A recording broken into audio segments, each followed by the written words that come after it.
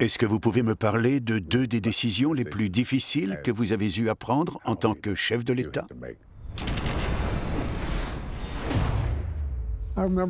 Quand il y a eu la crise du peso mexicain en 1995, mon conseiller économique m'a dit « Ils ont 24 heures pour renverser la situation.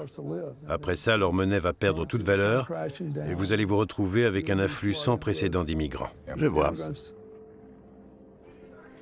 Si on ne les aidait pas, on courait tous au désastre.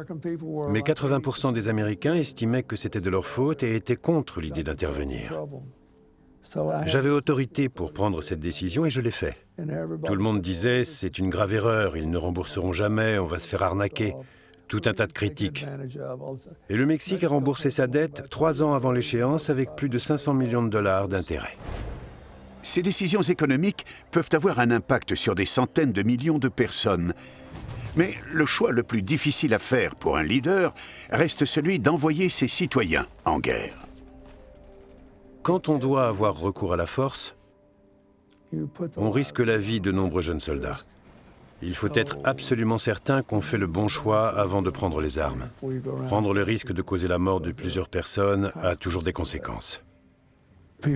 Les gens ne voulaient pas que j'envoie des soldats pour renverser le régime militaire en place à Haïti. Au bout du compte, personne n'a été tué. La majorité du public désapprouvait mon choix de tenter de mettre fin au massacre en Bosnie. Il avait déjà causé la mort de 250 000 personnes et on comptait 2,5 millions de réfugiés. Ne pas intervenir est un choix bien plus risqué pour l'avenir du monde. Les gens ne voulaient pas non plus que je prenne part au conflit au Kosovo.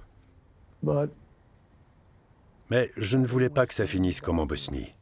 Et à ce jour, leur démocratie tient toujours. Comme dans tout conflit, ça ne s'est pas passé exactement comme on l'aurait souhaité. Mais on leur a donné une chance. Le principal est que notre intervention leur ait été bénéfique.